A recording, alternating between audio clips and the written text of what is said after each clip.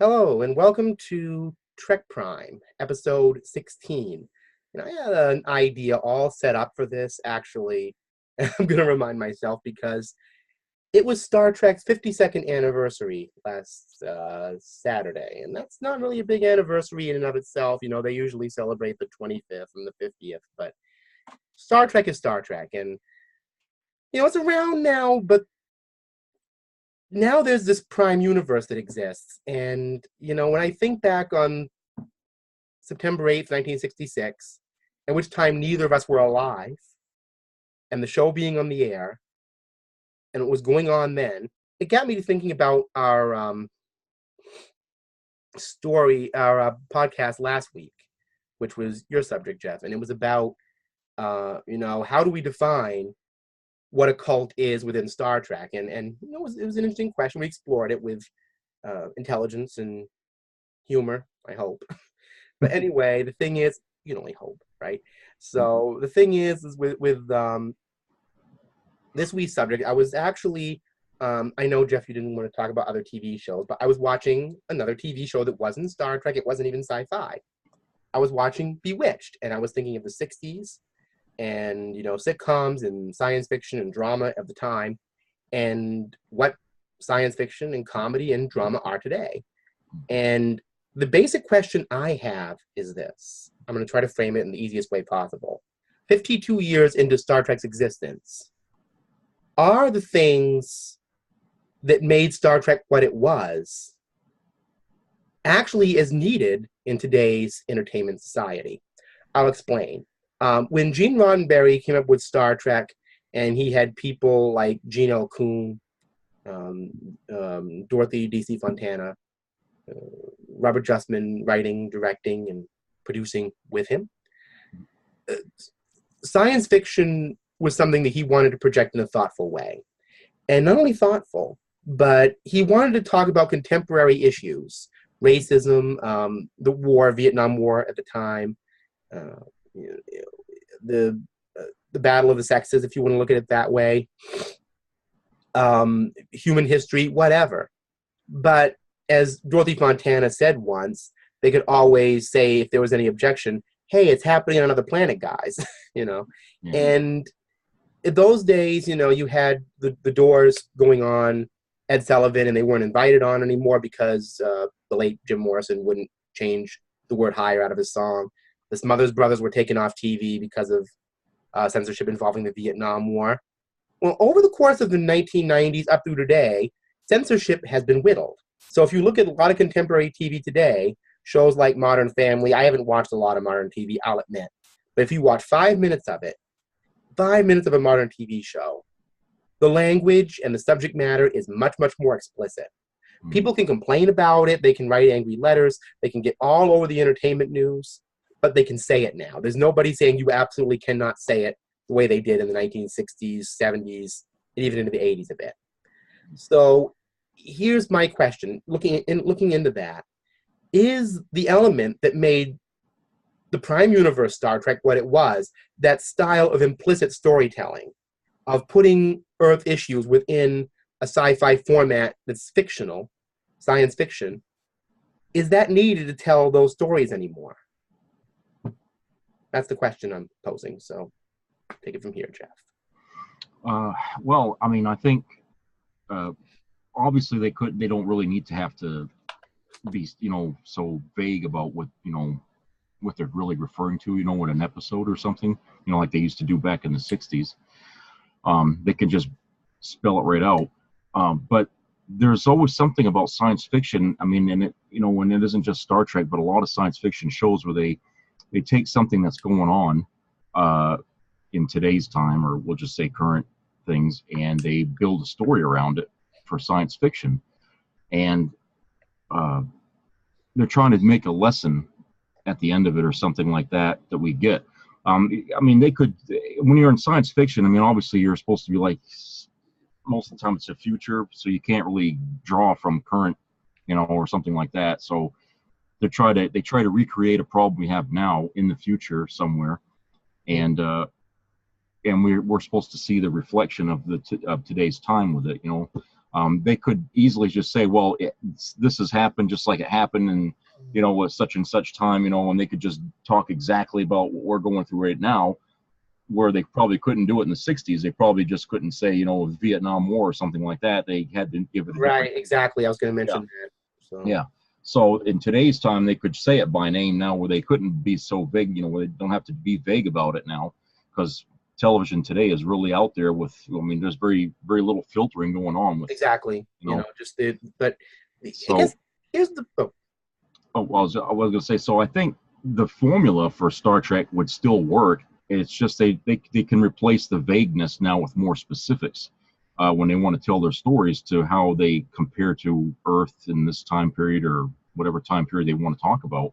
So you think that it could actually be done? And the reason I asked this question is because you mentioned the Vietnam War, the episode that I'm assuming you're referring to, correct me if I'm wrong, is A Private Little War, which is from EOS Season 2, for those of you who for some reason haven't seen it. Can't imagine why. Where there's a situation where, Kirk is put into the position where there's an arms race between the Klingons and the Federation, where they're supplying arms to basically a pre-industrial society. Yeah. And, Kirk is contemplating evening the playing field. And he refers to, in this cave, talking to Bones, the 20th century brush wars on the Asian continent. Yeah. Now, obviously, in a much more simple way, Vietnam would have rolled off the tongue better, but they had to come up with this very contrived, descriptive word full of these adjectives that were just spacious, which made it longer, but and of course, Bones referred to it, went on for bloody year after bloody year. So we knew what they were talking about, but they couldn't make it simpler. So I guess the operative term for me here is that, do you think, you brought this up a little bit about they could just state it more explicitly. Do you think there are issues in our time today, that are hard for us to discuss as a real life situation, but within Star Trek could be dealt with? Right off the top of the bat, I think, terrorism. That's always on everybody's mind. I was going to bring that up because that's an interesting point in terrorism here. Yeah, they did a little bit of it on Next Generation. Yeah, they did, and that got censored.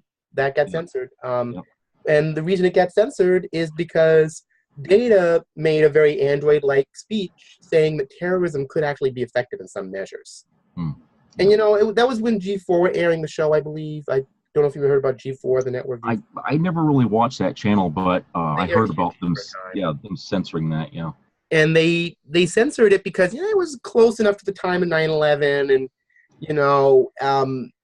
so I guess no matter how you cut it, I suppose that censorship is something that it doesn't really stop, does it? In a way, they just find different ways to do it. In the 60s, it was the issues of the civil rights movement, particularly the Black Power movement, because when the movement became independent, there started to be this worry of separatism, which was not actually what it was about at all. But and Vietnam and conflict, political activism in the streets of America, and a very tough election in 1968, which Star Trek was on right in the middle of. Yeah. During the election and everything. So they had a lot of ground to cover with that, but they couldn't really say it. Yeah. I haven't really analyzed examples of specific episodes where Star Trek really cloaked a very contemporary issue outside a private little war. Well, actually, I think the Cloud Miners kind of did that, because that dealt very directly with wealth inequality. Yeah. With how laborers are treated and stuff like that. Yeah, they actually did a physical representation where you have the wealthy living up high, like the top literally of the ladder, and then the clouds. They had them in a cloud city, and they had workers literally in the caves, almost like it was like they were minions. Yeah. Not the little yellow Twinkie kinds. actual minions. Yeah. So, you know, so they that was kind of as close to explicit as they could get without being explicit. Yeah.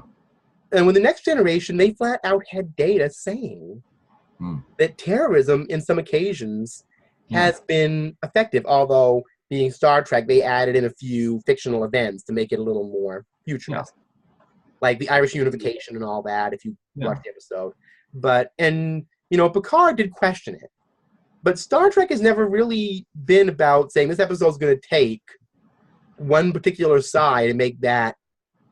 And make that base. It's always been like, well, we're going to explore two sides. One side's going to get the results in the end, but we're not going to dismiss the other side too. Yeah.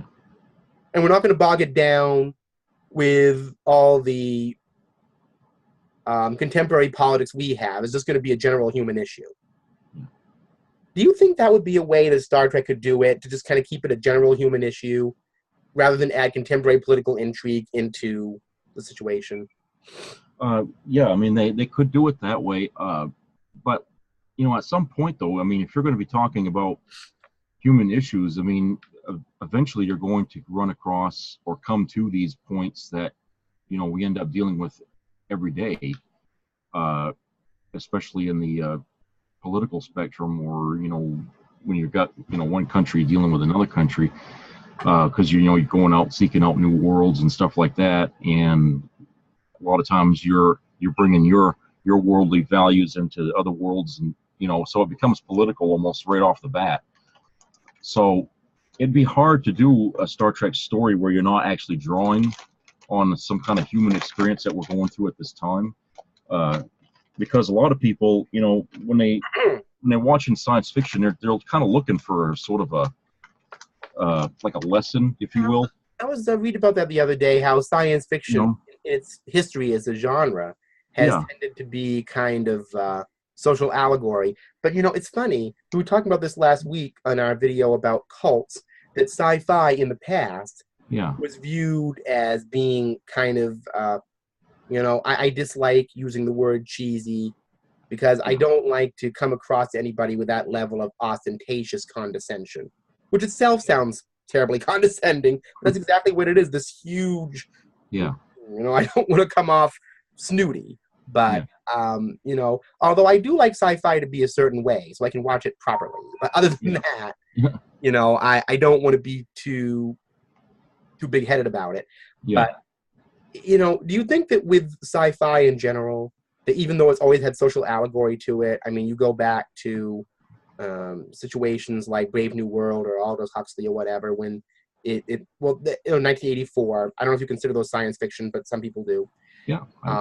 You know, and of course, if you want to look at those, you know, Brave New World, 1984, most modern sci-fi is based on that dystopian element. Yeah. That's where most modern sci-fi is. That's the mainstream now, is the Orwell, Huxley kind of dystopian vision. Yeah. But, you know, that's the inspiration now. Where I think with Star Trek, you know, do you think with sci-fi, I mean, prior to Star Trek, prior to Next Generation in particular, like when you go back to the 50s and the sci-fi serials then, I mean, I never watched enough Flash Gordon to know if they were slipping any social content in there. I know there might be, like, where, you know, but I'm just saying that at that point, do you think or another example would be, you know, Ed Wood. He did a lot of horror sci-fi mixtures, but he had some social issues in his, although they had a more of a sexual background. Yeah. But I'm just saying that in that case, do you think that with older sci-fi, people sometimes, even up to Star Trek, people sometimes get the end product confused with the initial process? Like they see the lack of budget or the lack of means that went into the project, you know, and they don't look at the story deep enough? Well, okay. Well, going back to where you were talking about Flash Gordon, I mean, it was popular at its time. People watched it, even if the budget wasn't so hot. I mean, it was, you know, I mean, people seem to like. It was the 1930s. Yeah. So, I mean, it had an audience, and, you know, and it still kind of exists, you know, out there, in comic books and something like that, so you're always going to have some audience watching some form of science fiction, whether it deals with today's topics or not. I suppose sci-fi could also have its exploitative elements. That's true. I Yeah, mean, we were talking before we went on here about Battlestar Galactica and a nameless situation that I even mentioned would dominate the conversation if we get into it. So we know what we're talking about, though. Yeah. But anyway, I was thinking about Battlestar Galactica. I mean, that whole idea. Of course, it's after Star Trek, so this makes sense. When I saw Battlestar Galactica again recently, I mean, you showed me it years ago for the first time on the VHS tapes. Remember you had those? Yeah, the old ones, yeah. Yeah, and VHS tapes have their tracking problems, their audio dips, and all those other video goodies that we all remember. So you miss parts. But nowadays, when you see it all clean, you realize, something? This could be an allegory toward foreign refugees. Mm-hmm. I mean, there's that element's in there. That there's divisions among all these people that are kind of going to another place. And I don't know, I didn't see the new series. I don't know if that got bought into it as much. But in the original, that was kind of there subliminally. Yeah. The refugee situation. And that's what I'm wondering. It's subliminal in those days. And that's the point I'm getting to now. Now sci-fi, you can be very explicit, I was watching the new, yes, I'm mentioning another show, but it is sci-fi, so we count.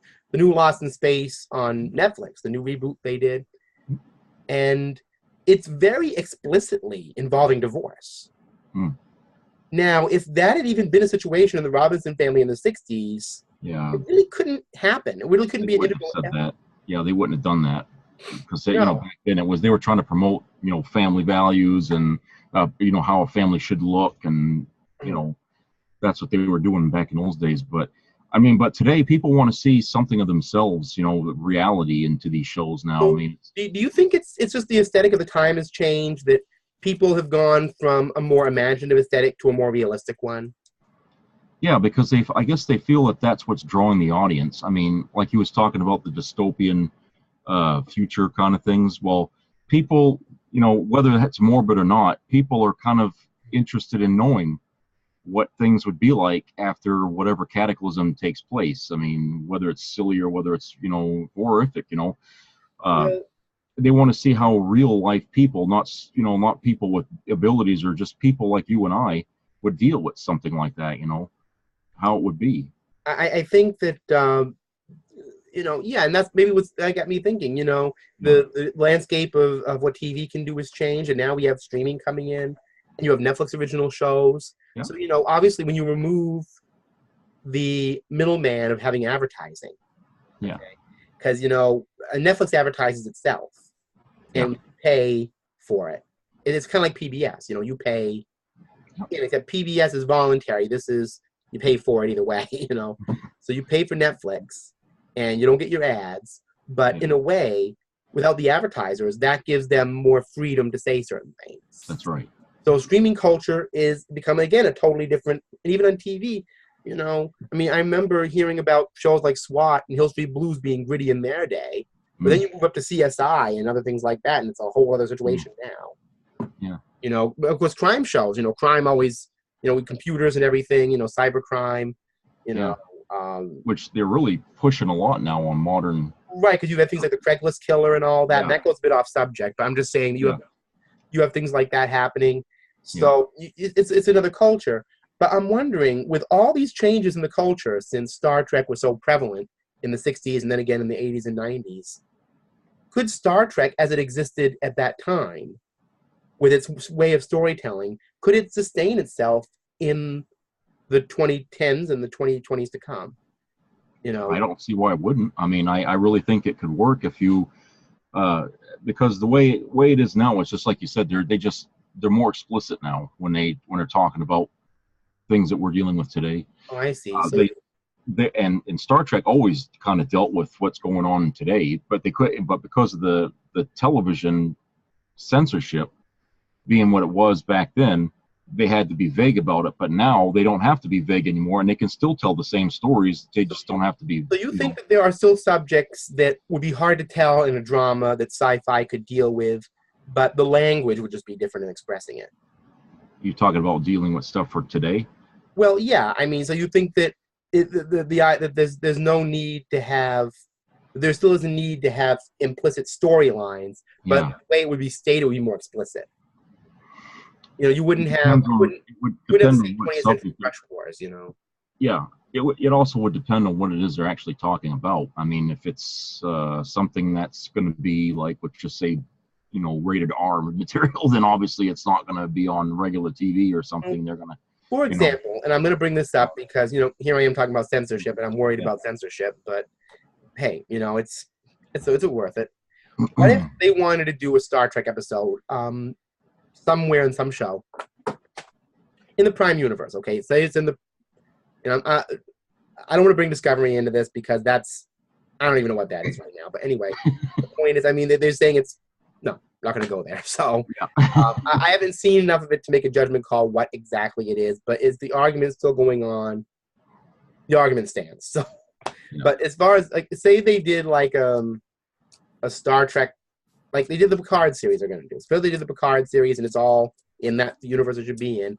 What if they wanted to do an episode that would be just basically a very thinly veiled thing about Al Qaeda? I mean, I know Enterprise was dealing with that as it was happening, but it was so thinly veiled you had to literally look at a microscope to see it. It was because then they were actually heavy duty censorship coming back. Yeah. Heavy duty censorship. I mean, you were there, I was there. I don't know. Maybe this is getting to be a moot point because maybe there's a cynical irony to this that, even though people can be more explicit in their speech, in some ways censorship is stronger. Well, okay. What I think is like language versus subject. That's what I'm trying to say. Yeah. It also timing too. If you write about something that's horrific, like let's just say 9/11, and you want to do an episode or on any TV show that's dealing with terrorism or something like that, expect to get, a tap on the shoulder and said, hey, you can't do this, you can't do, because they're trying to keep the public calm. If they'd have done something about terrorism before 9/11, nobody would have been there tapping on their shoulder, like you said with that Star Trek: The Next Generation episode. The High Ground, it was called, actually, yeah. where they chopped that scene out when it was airing on G4. Yeah, but now they edit after that incident, and it's like they're obviously trying to keep the calm in the public is what they were trying to do with that, and that's why they did it. And so timing is everything with a story. I mean, you don't. I mean, I remember, somebody was talking about a movie that had come out just before 9/11 that actually was a story that I can't remember the name of it now, but Denzel Washington was in it, and it dealt with terrorist activities, and it ended in an FBI building getting leveled. Yeah, I think I heard about that, but I can't recall the name of the movie. Yeah, I can't either. But when you described it, I recognized the situation. Wasn't that one of the movies that they canned during 9/11? Yeah, and the thing of it is I thought it was kind of silly until I heard some people commenting on a talk show about, oh, we need to stop making these movies because we're teaching terrorists how to come into this country and bomb. You see right off the bat, they're drawing from television or from a movie or something like that, and that's what censorship is trying to do when something like Star Trek is going to deal with a topic that just happened or something that it's really devastating. They don't want to stir the public up and create a 1960s revolution thing going on like we had back then, where the television was feeding the public and the public feeding television. They just didn't want to have that go on again.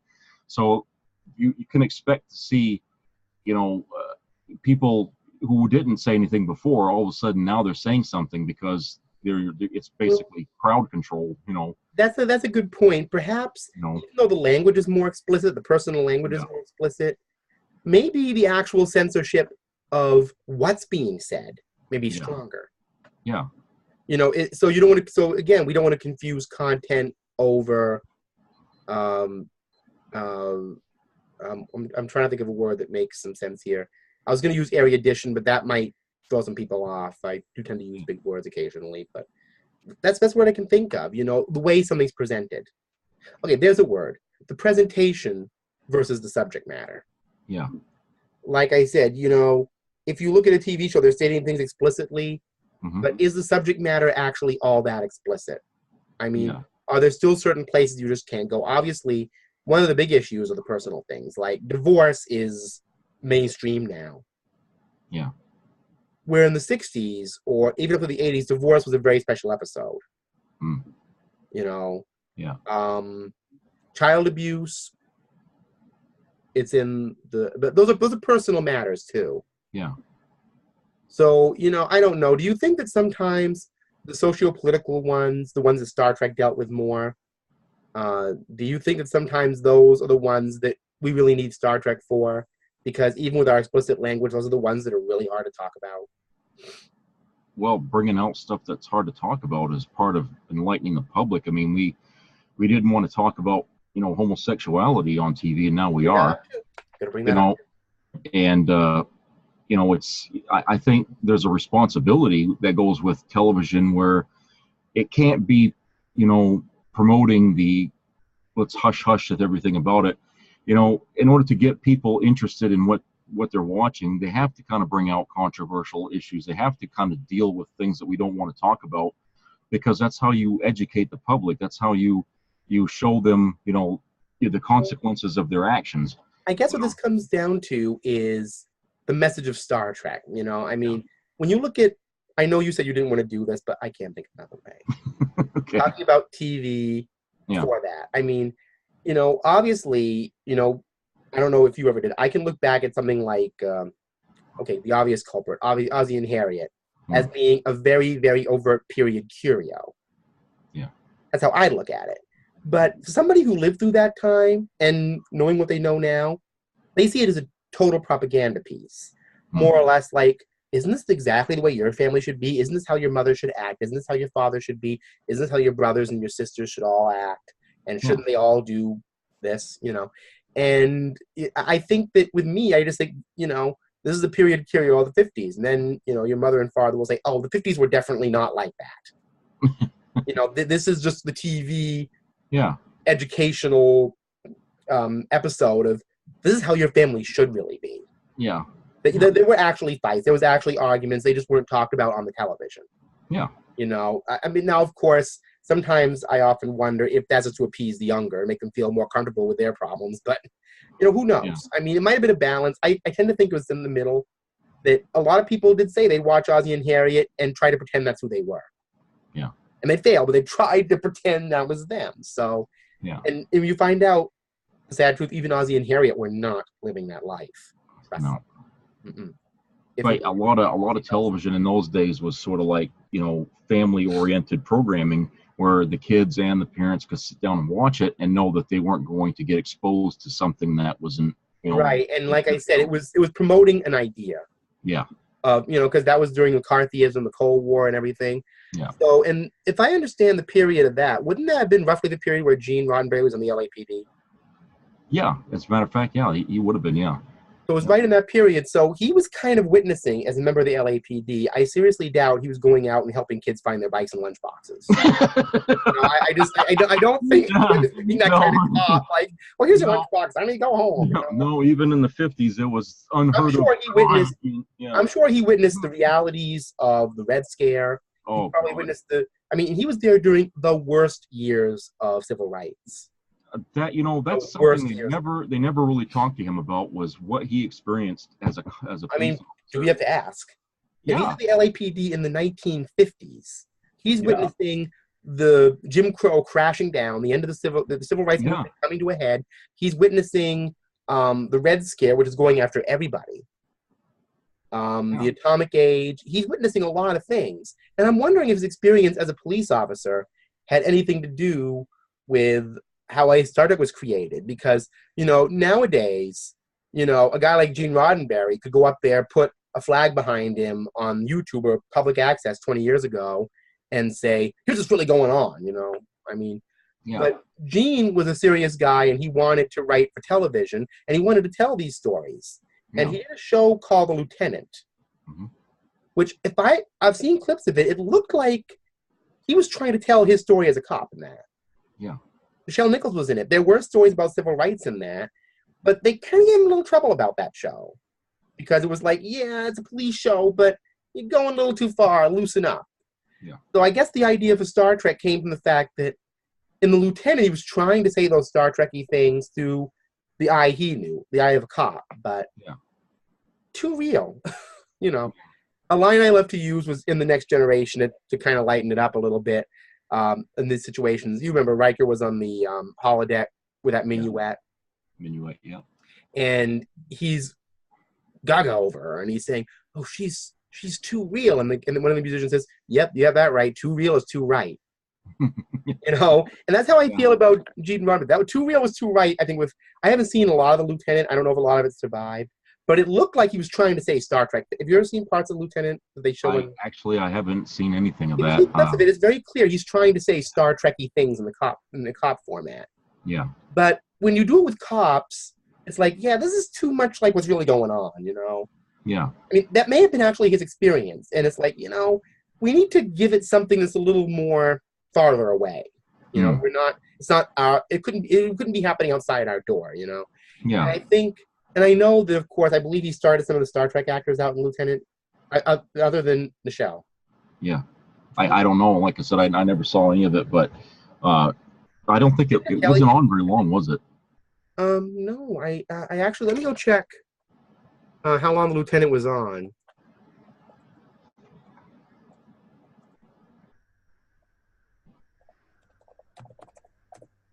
Yeah, I imagine he must have seen some pretty eye-opening things. I mean, it was on barely a season.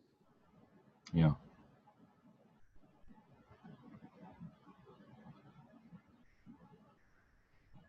Oh my gosh! And actually, it's not actually anything to do with the police. I'm sorry. It was actually a cop. It was actually a military thing. Military, okay. But still, I mean, if you bring all that stuff into the military, and it's about the Cold War. So I mean, that's kind of you know, I mean, that's kind of rough in that time. You know, now it may seem interesting, but then it's like too close. We don't want to know. You know. So I always thought it was a cop show for some reason. Yeah, well, because he was a cop. I saw it. I looked like a cop show, but he was a cop. I guess that's probably why we figured that show was about. Like I said, I never saw it, so I don't. It looked like a cop show when I saw clips of it because I haven't seen actual episodes. Maybe I need to see if there's DVD sets and see what that show was. But anyway, so he'd been a cop. He'd done this other show, which was a little grittier. It was grittier from what I saw. Social, but grittier. And like I said, I think being a cop and seeing all that stuff happen, I'm wondering if he saw the flip side of Ozzie and Harriet. And said they're telling the public to be this way when their world is being torn apart right below them. Yeah. And I want to deal with this, but say to the world, yeah, we're not going to get blown up. We're not going to get destroyed. We have a future.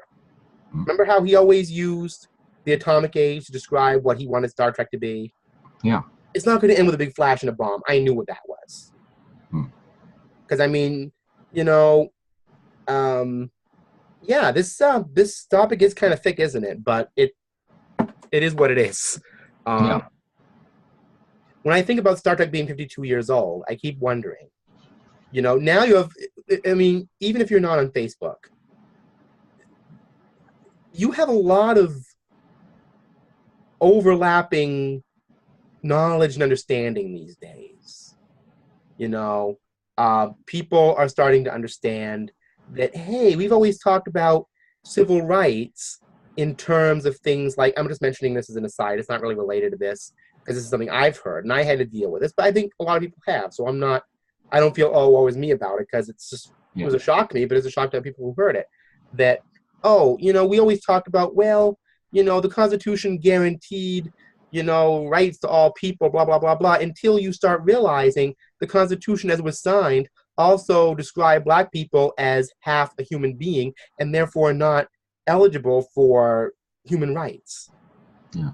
And see, we didn't know this. So now we're realizing, boy, our Constitution really wasn't that great. So, I mean, that's a hard thing to have to deal with. So we're dealing with the internet age, with people exploring older texts and with more stuff coming out, more information. So we're dealing with a lot of very complex changes of identity, self-identity. People who were voiceless before have a voice for the first time and have not really historically been set up to have a voice. You mentioned homosexuality, transsexuality, whatever it is. Yeah. Now if you were living in the shadows or suicidal because you were born the wrong gender, you don't have to live that way anymore. But what do? There's all these things. And I'm wondering, with all of these things coming out, could Star Trek deal with that? Like, and the reason I was mentioning it is because there is a mechanic in Star Trek that I didn't like, but I'm wondering if they could explore our contemporary situation of having all this new knowledge coming to us that we didn't know about. The Matrix, feeling like our history was a lie, like was painted the wrong way, when it wasn't. It was just things we didn't get told.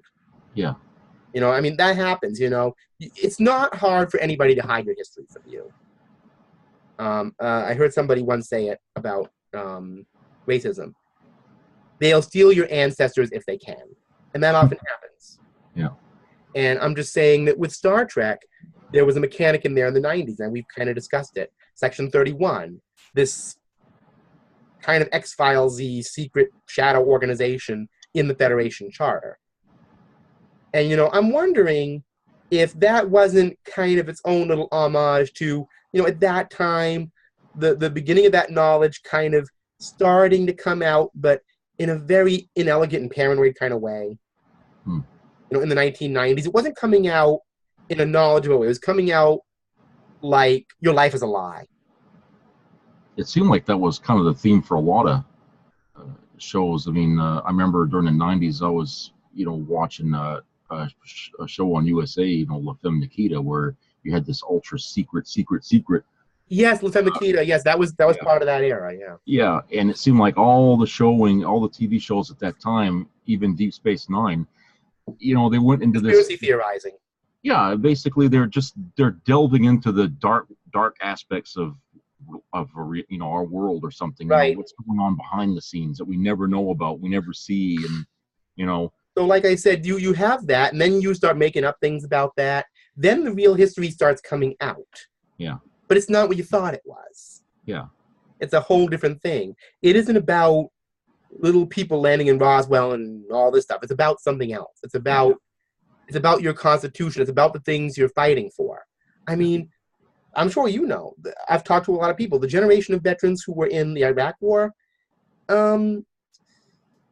their viewpoint on culture and race is a little more in depth. That's because they came into the situation realizing that, hey, something was wrong here from the get-go. They're not coming into it with a blind sense of patriotism. They're coming into it that, we were kind of rethinking this before, and now we're really rethinking this. So, there's a lot more, the way we're perceiving things is just changing. I mean, and most cultures go through this. France had the revolution, the French Revolution, Marie Antoinette let them eat cake. Yeah. I mean, who knows? Donald Trump may be our let them eat cake moment for all I know. I mean, I don't know what's going to happen in the future. Yeah. I mean, every culture has that bloated character and that bloated situation that gets so big and big and big, and then society just readjusts. Yeah. And, Star Trek dealt with that last readjustment we had in this country, which was the 60s. Where we were readjusting from the post-war life. We had this post-war thing in the 50s, and then in the 60s it all started to come apart and change to something else. And maybe we're still in the middle of that. I don't know.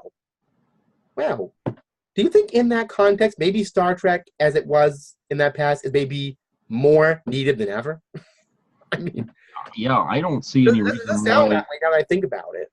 Yeah, like I said, I don't see that there's really a problem with Star Trek existing and doing the same thing that it's always done. As a way it used to do things. I mean, obviously there's going to be a little bit of difference.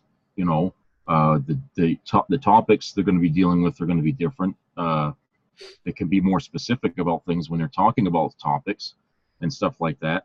Those are the different things. But you watch The Next Generation and you watch TOS, and you could see a little bit of a progression right there in the 20-year period that there was. So I mean, yeah, I mean it Star Trek will change a little bit, but it's I don't know. I think it would be kind of difficult to say that it's not really can exist in a world like today. It's a question. I was just yeah, questioning, and could it would it be, because I'm not going to ever say obviously Star Trek can't exist, that it would be, that would be Yeah. too cynical, that would be too easy for me to say.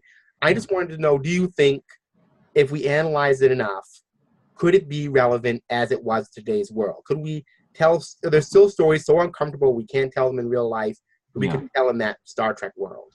The only problem I think with it as it is, it seems like our society is ahead of what Star Trek used to do. Star Trek used to be ahead of the society, teaching us what, where we should go. Now it's just, answering where society has gone instead, and that's, Well, that's kind of the basis of the question too, yeah, because I mean, with all this information, the internet yeah, just being out there and all this information, and yeah, you can't stop it. The internet's out there. People are trying to stop it and they can't. yeah, They just can't. It's out there. Once the cat's out of the bag, you can't put him back in yeah, the bag. yeah.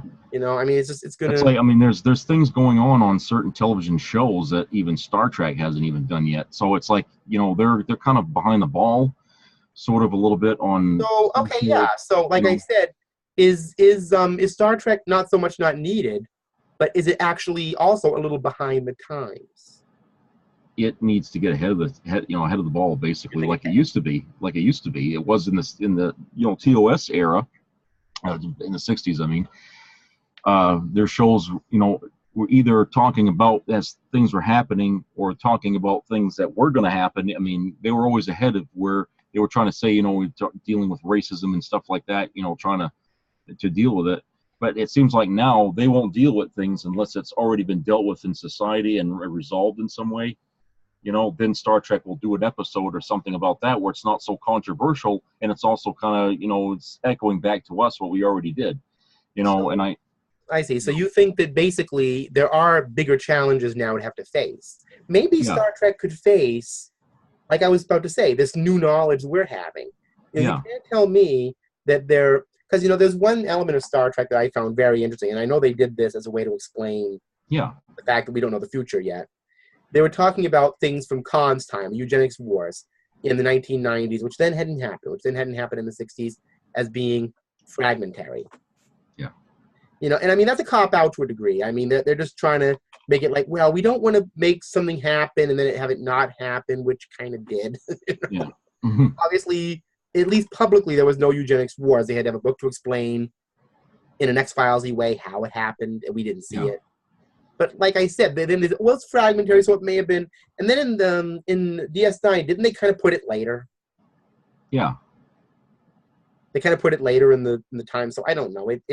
Yeah, they kind of, it's always kind of a little bit vague as to actually when, these things happen, when the Star Trek Prime timeline, right, I guess. Even Spock thought the eugenics wars was the Third World War.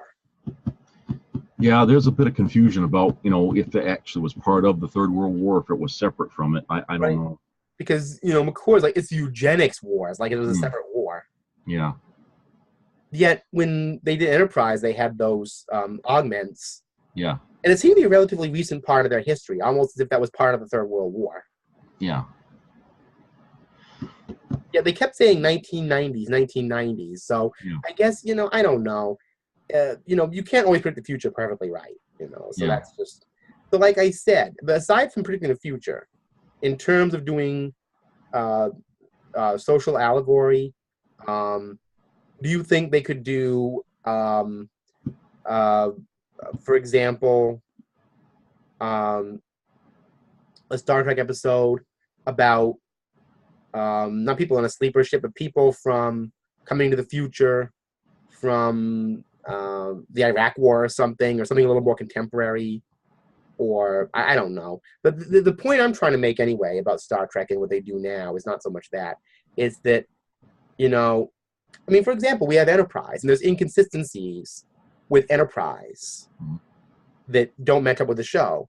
Couldn't they do a Star Trek, even in Picard's show they're going to do, said in the future that says, hey, we're looking back at Enterprise. I mean, they could have done that with that Riker thing, but they didn't. But they could say, oh, the Enterprise, I thought there wasn't supposed to be ship-to-ship visual communication, but there's a view screen.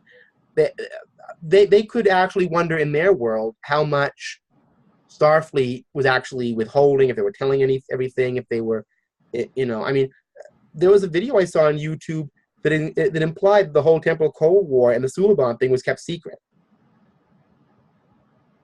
by Starfleet and the newly burgeoning Section 31. Yeah.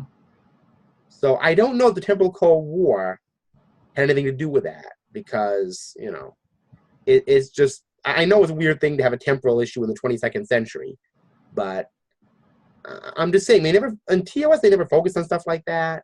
Yeah.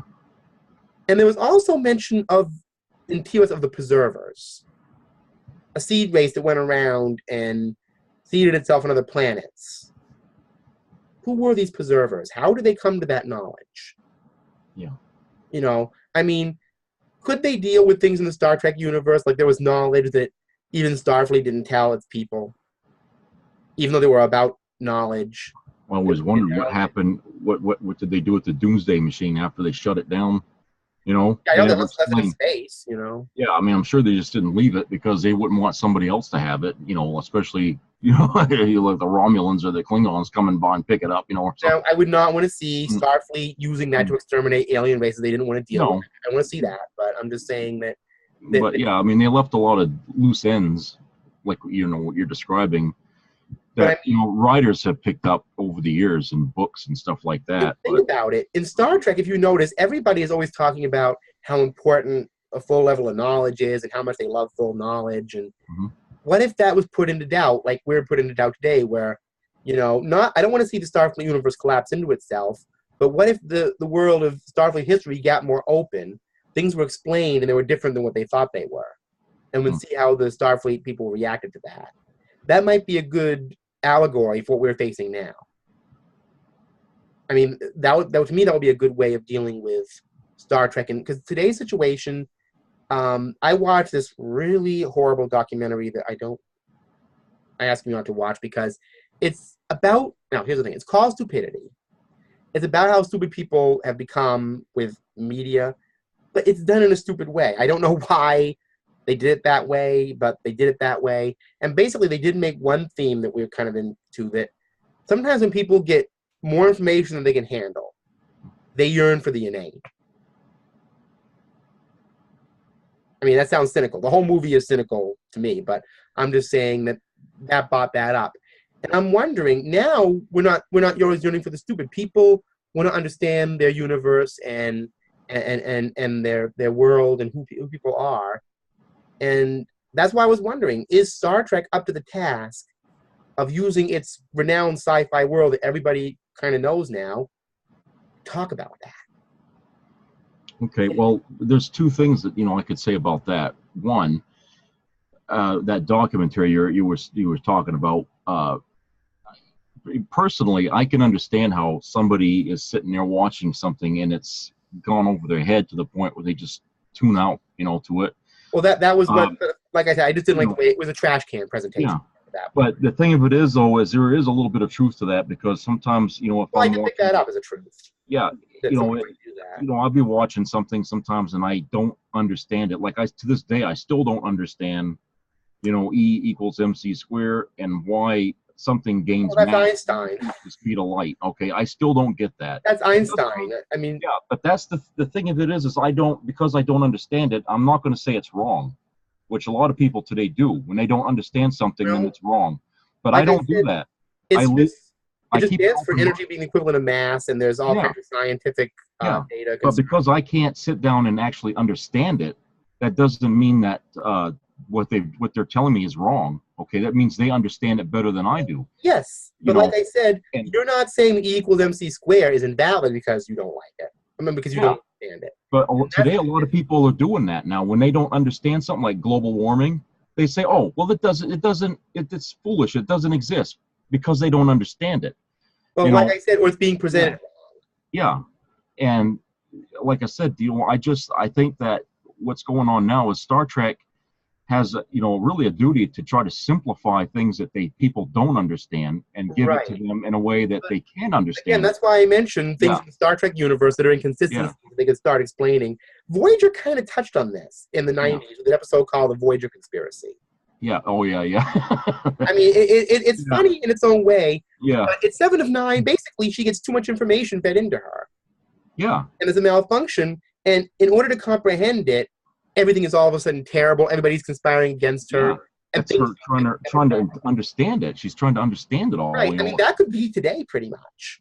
Yeah. People are getting all this. I mean, remember she's telling Chakotay that Janeway's trying to establish a military presence in the Delta Quadrant. Then Yes. Yeah. she tells Janeway the reverse of that. Yeah.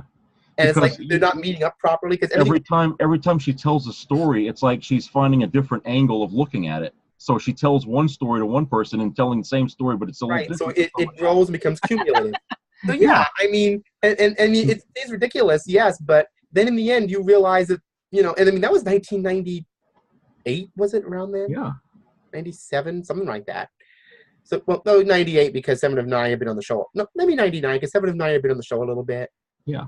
So maybe 2000, but that whole thing of that, sometimes when people learn of a truth for the first time, and I wanted to bring a personal story into this because it was in a book. I don't know if you've ever heard of the book called the Berenstain Bear series. No, never. It's about a family of bears that live in a tree. It's basically a children's book with little life lessons, and they did one about the subject of stranger danger. Okay, and they talk about this little female bear who's saying hi to every butterfly she meets or whatever, and then her brother tells her, "Oh, you shouldn't be doing that because strangers can be dangerous to you." So she's seeing all these stories about little kidnapped bear cubs and all this business, and all of a sudden, everybody looks evil to her. So she gets that one bad apple conversation from her mother. And I actually had the same reaction. When I first heard about stranger danger, the world looked pretty evil to me, being 5 and 6. So I'm saying, even though we're not children anymore, we all have a capability of getting enough information where it actually makes us in our most rational minds very paranoid. I remember in the 70s, when I grew up in the 70s, it was, people trusted everybody back then, but I could see the change in society from the 70s going into the 80s where people started to get a little more suspicious of one another. But, I remember that, stranger danger thing was never brought up when I was, like in school as a kid. Well, now that I look back at YouTube, you can actually find them. There are not film strips, but 16 millimeter films, AV films about stranger danger from like 1968, 69. Oh, really? Yeah, and they're long. But I guess, I don't know. It maybe depended on area too. This is kind of going way off even TV here, but yeah. This is a relevant thing because, like I said, I always remember one line in Star Trek 4 that I find most telling because obviously it's Kirk looking back on, presumably, was that supposed to be 1986 they were in? When they were in Star Trek 4, they went back in time. Yeah, it was 86, 87, right around there. Well, the reason being is they said on the back of, I don't know if it was marketing for the movie, they said, they're journeying back to 1986. Yeah. I don't know if that was marketing, but it did seem like 86 when I looked at it. Yeah. The cars were all 85, 86 cars, the vibe was 1986. It didn't look like it was, I don't think they were in the 1990s or anything. I think it was definitely that. It seemed like it was. They basically took their cameras right out into the Right. It wasn't. I don't think it was the future. I think it was the 1980s. Yeah. They were vague. They're like, this is the late 20th century, but it's like that isn't 1994. No way. That definitely has a mid 80s look to it. So I'm going to take that as canon. Kirk described that culture as an extremely paranoid one. So, we've known that Star Trek in their future look back on us like, how could we, kind of like we've said, how we look back at the Renaissance, like, how could they bloodlet and behead?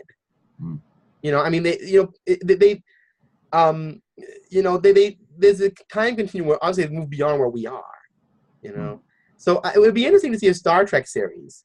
Well, didn't Voyager kind of do that where Janeway made this joke about Captain Sulu and Kirk and saying, they'd be booted out of the service today. It was sort of, we're reflecting back like almost 100 years back how. Right, even she's like, they were quicker to pull their phasers, and edgier, just she kind of used that term. Yeah, the ships were slower. Half the Alpha Quadrant wasn't even explored yet, and there's all kinds of things she was saying. Right, and then you look back at Kirk. And when they're talking to Zefram Cochrane, he's got little twinkly eyes. We're 1,000 planets spreading out. Yeah. And then you got to wonder, how much have they actually explored by the next generation's time? It would be interesting to see the 25th century saying that, oh dear, how do they get around those rickety barge Galaxy-class starships with phase inducers? and all this stuff. You know, I Yeah. mean, it would be interesting to see in the Star Trek universe how it a little more about how it perceives its own history. Yeah. Because, like I said, we're perceiving our own history in a different way now. Yeah. You know, I mean, What we don't want is to actually revisit history in the form of prequels, to show us as the audience how things were, what I'm saying? Because I think the audiences are kind of tired of going back and back and back all the oh, time. not prequels, not prequels. I'm just Yeah, talking yeah. about like a show in the future, kind of Looking back on self-referencing themselves, yeah, history. Like, yeah, you when you hear that in Star Trek, it's kind of interesting. I'd rather see that than a prequel. yeah, Like people in like remember, like I said with Janeway, she's talking about the 23rd century with kind of a little reveration, yeah, but how we look at like Paul Revere, like, oh boy, they were so impulsive and out of yeah, control, but there's an admiration there for these people. yeah. I wonder how Janeway and Picard will look 100 years from their time. Hmm. We never really heard much about how they looked at, oh, right, John Harriman. They look at him like, well, I think about him on Tuesday. that would be what they'd say, because that was his thing, Tuesday. Yeah. So we found some humor. We did. I was concerned this would be an utterly dour subject, but we always find this way to add it, don't we? This little humor, but Yeah. Anyway, so yeah, I'm actually glad we brought it up. It's a complex thing, but I don't want to see any more prequels. They've kind of, Star Trek's kind of driven that concept into the ground. Yeah. As far as they can take it. I think maybe a movie here and there on that might be appropriate rather than keep it on TV. Yeah. Like a Star Wars prequel movie, although not the way they did the prequel movies. I'm just saying. Yeah. I mean, they're not an example of how to do it. I'm just saying what they did. Yeah. I think Star Trek could do it better, personally. I'm just saying I think Star Trek could do a better prequel movie if they put emphasis on it. But not have these TV series that keep going on with that. I think Star Trek on TV should be the future. We've talked about this. Yeah. So it's always about going forward. It's always about going forward with Star Trek. Like I said, I've said before, we should do a show seeing what's up in the 25th century, that undiscovered country of that time. Yep. What that time is like, Yep. So, right now Star Trek's in this really strange state. I know we're TrekPrime, but we end up making this discussion every other video at least. A strange time we're with Star Trek. There are these transitioning shows, these overlapping, but it's business again. It's business, and I think that. Do you think that if they straightened out this business and another Star Trek came on that did take place during the 25th century, say, in the Prime universe as we're discussing it here, but in the future of it, do you think that a little mild self-reverence in the universe, like referring to Voyager as, oh, those silly little starships then or whatever, just kind of being mildly, humorously, curmudgeonly about it, maybe a little allegory on things we dealt with in our time, would still be able to stand up rather than the way that it's dealt with now, where it's just an action show, basically? Do you think that it would be able to do that again? Do you think in the new world where things can be said more, do you think Star Trek could still have challenges to deal with that society cannot, basically? It can if they take and get rid of the staff they got running it now. Right. Well, that's not our subject. That's like, but I guess like I said, I'm going to quote. He was talking about race, but I'll quote the musician, music teacher Wynton Marsalis on Star Trek 2. The more you run away from it, the more you deal with it. I guess the more we're trying to run away from the fact that there's a Prime universe at all. Because you and I both remember a time where there was no Star Trek Prime, don't we? Yeah. It was the Star Trek was Coke. It was the real thing. You had the Next Generation, you had Voyager, but it was still the real thing. There was no need to change it. Nobody was screaming, we need something different. Nobody. So now, instead of changing what Star Trek says, okay, what it says, which we're talking about here, right? What Star Trek says, they're trying to change what Star Trek is. Yeah. There was nothing really wrong with what it was. They just needed to change what it said a little bit. Yeah, but they never explained why. they wanted to change it. They keep coming up with the same excuses like, Well, oh, they the are. audiences are different. But They how are. are they different? They are doing it, and that's a business. That's a business, The and that's what it audiences is. are not different, and the proof is in the pudding. That you got fans that were making their own Right. videos, So, episodes, I for don't God's know. sake. Maybe at the end of it, maybe seeing the business and all this, Yeah, my dog's bigger than your dog, and I got more flash and cash than you do. Maybe yeah. the way I'm feeling about it is that can Star Trek in its original form exist today because it's so rooted in business today that the love isn't there. That love of that kind of storytelling, that very thing that would, I mean, is anybody going to demand a separate rebooted Star Trek convention for the JJ verse, or Kelvin universe, or Discovery? I doubt it. Like I said, are they?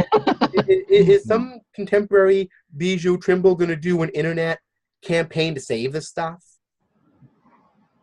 No. I mean, nowadays, if Bijou Trimble was around, she'd done a GoFundMe to save Star Trek. I mean, we know this. Yeah. I mean, just by contemporary terms, they use letters, but I mean, is anybody going to take that effort out that they did in the 60s to bring any of this stuff back? No. I think people really want that Star Trek. And I think that, this discussion comes to the very root at its 52nd anniversary of what Star Trek is. Well, I ran across a kid. Well, I say kid because I'm going to be 47 here in a couple of weeks, but I'm 38, so I see it myself. Yeah.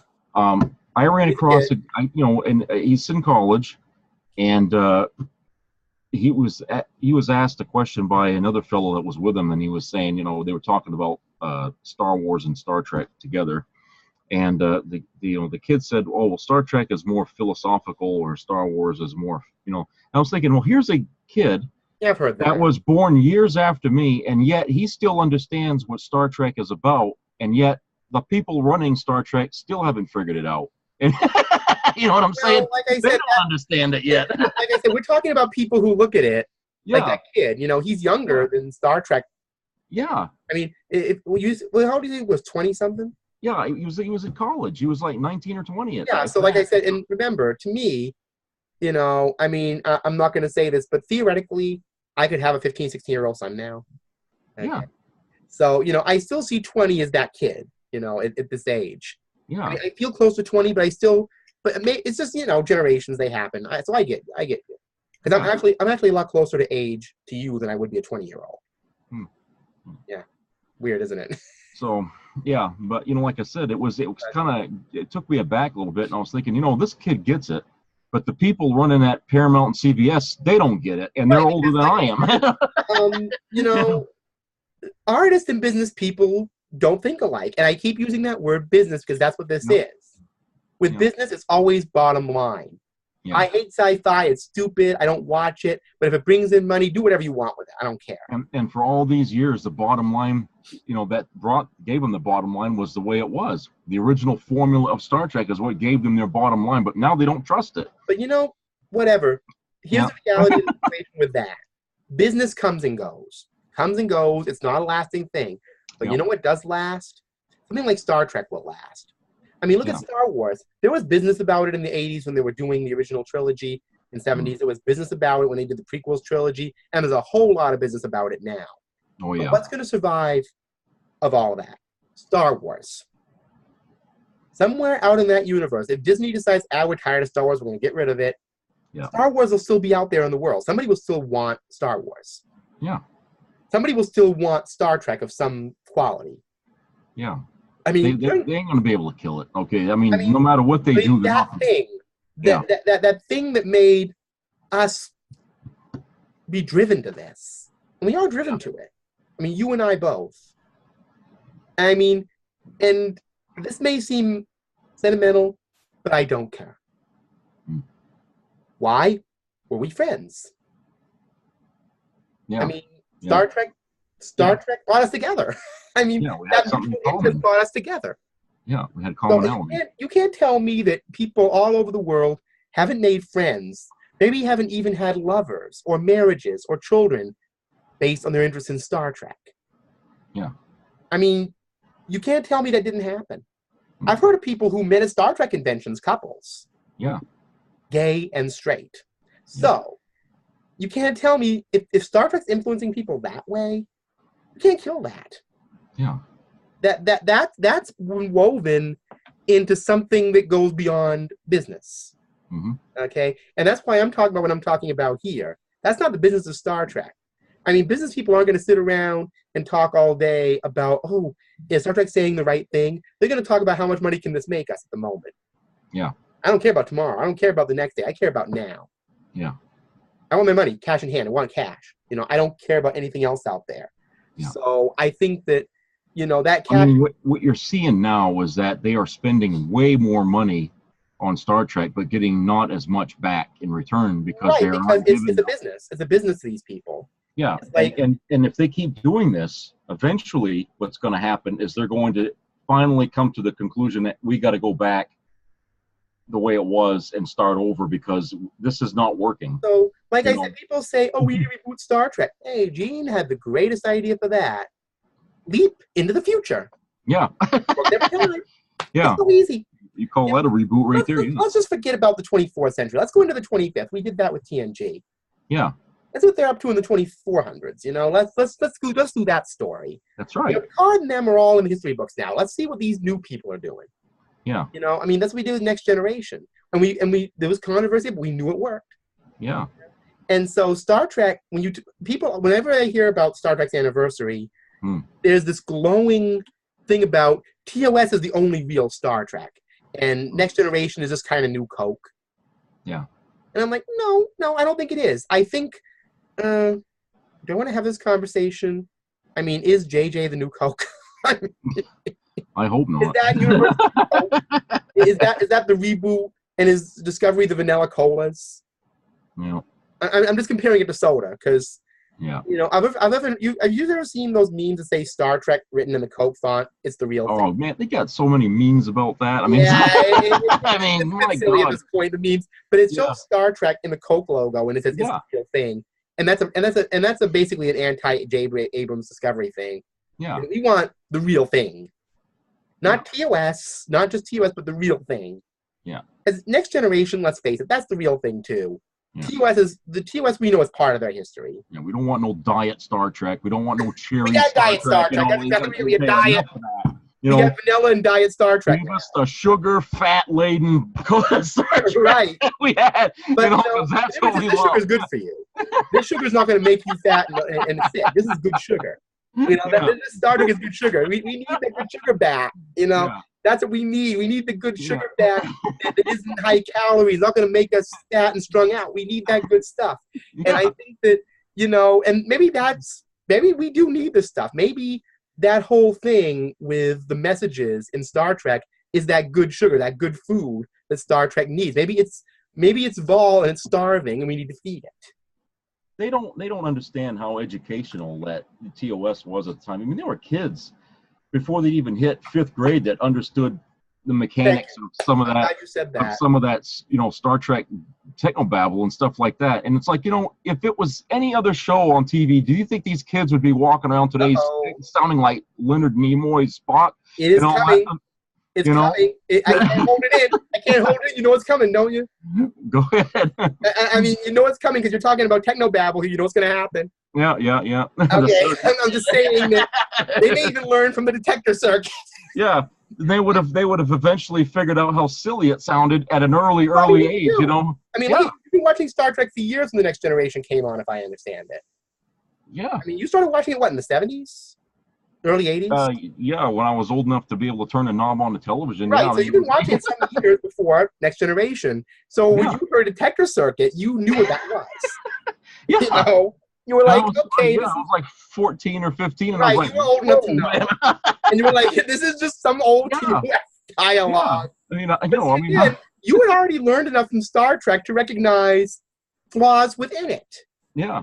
So, like this young kid you met, this college-age kid who was saying that, oh, yeah, Star Trek is more philosophical. I mean, that's a lot of knowledge right there. Yeah. You're absolutely right. Just to know what Star Trek is, you know? I mean, for a college-age kid, they're not going to say, oh, it's that action movie by J.J. Abrams. Yeah. I mean, chances are if a person thinks of Star Trek, even if they don't know Next Generation, they're going to think of TOS. Yeah. I mean, that's what Star Trek's going to be. If you can ask that question and they can make the distinction between Star Wars and Star Trek, then they know what they're talking about because Otherwise, a kid would say, "Oh, they're both science fiction action, right?" And you know that's not the case. Right. You and I would know that easy. Yeah. But if the kids still know the difference. But if a 20-year-old can figure that out and understand that no, the two are not the same. They're actually opposites of the same coin. It's like now this kid gets it. So why the heck can't these people at CBS and Paramount get it too? Why they can't get it? Oh, by the way, I know we've actually explored this in a blog, but I want to. Yeah. Actually, I think we've explored this in like an obstacle course up and around. But I wanted to say that I was thinking the other night. I was watching some show. I can't remember what it was, and there was a bit of dialogue in there. I didn't remember them saying, and it was kind of weird. I don't remember what it was exactly, but I thought some insignificant thing. But my first thought was, oh my goodness, I did the same thing with that I did with Detector Circuit. I'm concentrating on all this other stuff, and like I said, I guess that's our JJ prize, isn't it? That's officially our JJ prize. I'm referring to you. Hello, Trek Yarns, you're out there. That's your little thing. Yeah. Our thing is going to be this Detector Circuit because, Jeff, you brought it up to me. You brought it up because I'm like, oh my God, that was there. Oh, no. With Farpoint, what I'm thinking about is that a Q thing is going to appear, and that he's going to come on the bridge and change costumes every 3 seconds, and then they're going to chase the little ball, and they're going to have in the court, and then the Farpoint station and everybody meeting each other, all that. I'm not thinking about that random guy we never see again, if I remember. There's something new in the Detector Circuit. I'm not. That's not that's the scene. That's the preview. I mean, can you imagine if they did the preview for Encounter at Farpoint and put that scene? A new Star Trek series. There's something new in the Detector Circuit. It's the new Star Trek. It would have made like everybody would have been insane. Like, huh? Because it would have been they would have pushed it right in your face. Detector Circuit. As, I'm glad it wasn't in the preview. Kind of slipping it into the dialogue where we kind of, like you said, just kind of overlooked it, Right, like this is going to be a TOS send-off, basically. Is what yeah. But like I said, that wasn't in the preview. They showed the characters. They're not going to, I mean, and, they could have actually done that. They could have made it really stupid. Yeah, they really, I mean, they could have even had it like, well, there's something new in the Detector Circuit. The new thing is Star Trek The Next Generation. They could have just made it really stupid. Yeah. But I guess maybe I have my own BS filter. When I watch things, it's just like I said. I maybe my mind like I translate that to censor. Yeah. I translate that to censor in my head because I know they're using censors. But I never thought about because when you saw it, you said it stuck right out to you. Well, okay. I had an advantage because I had friends at the time that we used to watch the reruns of TOS. Yeah, but I mean to you. And we would nitpick the hell out of it. We would nitpick every little detail out of that. So when I started watching Next Generation, I was at that mindset where I was going to start really examining everything that was going on and more analytical about it. That's right. I was watching it and I was analyzing at the same time because I knew my friends were going to be talking about it the next day. So I needed to remember everything that was going on. And sure enough, they picked it up before I even mentioned it. They even said, "Oh, did you hear that Detector Circuit? They were using that again." And I'm like, and I said, "Oh yeah, I remember that right at the very start of the show." I mean, so right off the bat. So you had to keep up with these guys. If they were going to start criticizing or picking things apart. It's just I guess maybe if the whole show had been like that and the dialogue had all been really weird, I would have said, "Yeah, well, it's just the dialogue's all weird, whatever." But inserting it into a situation they just didn't really need to be in. Yeah. I mean, I had one friend that used to point out every time they would talk, they tapped the communicator to speak, right? And sometimes they wouldn't. And I was like, well, I have to go back and watch. I said, "Oh, yeah, me too, because I don't remember that happening, but I'm sure they did." Yeah, and I'm like, so there's people out there that will watch a show like that and remember these little details. And I mean, there's a guy that wrote 3-4 books here about mistakes and Star Trek. Right. Well, I wouldn't notice him tapping a communicator. But I should notice that Detector Circuit because that would be weird dialogue at that time. Yeah. I mean, if you said Detector Circuit in Voyager, that would have been. I would have a take with that because by then, maybe it's the age thing too. Because when I saw Next Generation the first time, I was about 7. Okay. Yeah. So I'm still caught up in the wonder of it. Yeah. But when I was watching Voyager, I was a little more analytical. Yeah. But even still, when I go back and watch Farpoint, that just wiped out of my head. Yeah, because you were used to watching it the way you was watching it. And maybe I knew that was there, but it's like, that's so ridiculous. I got to push that over to the side. You know? It's just, it's not, I don't want to think of encounter at Farpoint being the detector circuit episode. You know, and then again, if you look back at TOS after that, it's like, oh my god, they mentioned circuits every episode, but it was kind of new then. Yeah. It's like, okay, that's okay to a degree, but they overdo it. Yeah. I mean, I still to this day, I actually tried to study what it would be, what that translator is. Yeah, they don't really explain that. I've been trying to study because maybe it's like a transistor. That's probably a derivative of the word, I guess, but I don't, I don't understand what it really is. I mean, no, I mean, they're saying the that basis for all their technology, right? So the communicator contains the basis for all their technology. They can leave it on any planet. So yeah, I mean, what they're going to build starships from looking at a communicator? I mean, that it's like how much circuitry is in this thing, and they're going to be able to. Well, they were applying that to the Iosians, who they said were very intelligent and imitative people. Yeah, but I mean, it's like you take this bottle of water here. Now I can build a boat out of it, or I can build boats. Well, unless you're MacGyver. I mean, maybe they were assuming that these Iosians were MacGyver people who could just look at some little thing and say, "Okay, I can build a starship now." I mean, it seemed like they were more theatrical than anything. I mean, they took the book that was left behind, and not only did they create this world, but they actually speak the roles, they live the parts and stuff. You're right. We're actually diving into the subject we originally started, though. So yeah, maybe we should kind of end on that because that's another thing we're going to do is Star Trek seasons. We really are doing it. This is an up to the minute subject. So, I wanted to tell you all out in the audience, I want to thank you very much for putting up with our audio issues. Yeah. Yeah. And I noticed that last week, our numbers of people watching TrekPrime were a little down from where I felt they should be. Now, we're not connected to Patreon or any sponsor, but I would like to.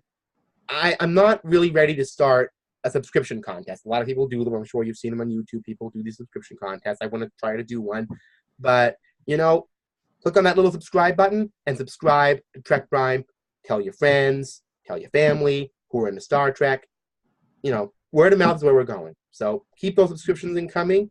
And, I don't legitimately have the time in my day, and I'm sure Jeff can agree, to watch every video you do. So if you're worried about that, maybe you shouldn't. But subscribe to this channel, give TrekPrime some love, and believe me, in some way, we'll love you a little bit back. So anyway, this has been a very in-depth conversation about Star Trek's 52nd anniversary and the fact that it might indeed have a future, if you're correct, and I'm sure hoping you are, because we need, again, that sugar in the Star Trek Coke. Yeah. We don't need any diet Star Trek out here, Yeah. So like I said, that's the fundamental. We don't need these, kind of weak Star Treks. We need that stuff with all the sugar and the fat, except it's good for us this time. Yeah. And that's how we need it. We need this stuff that's good for us. So anyway, happy 52nd belated anniversary to Star Trek. And, anybody who's out there involved in Star Trek, think about its survival as it was, the kind of storytelling it told. Not what Star Trek is, but what Star Trek says. Live long and prosper, everybody.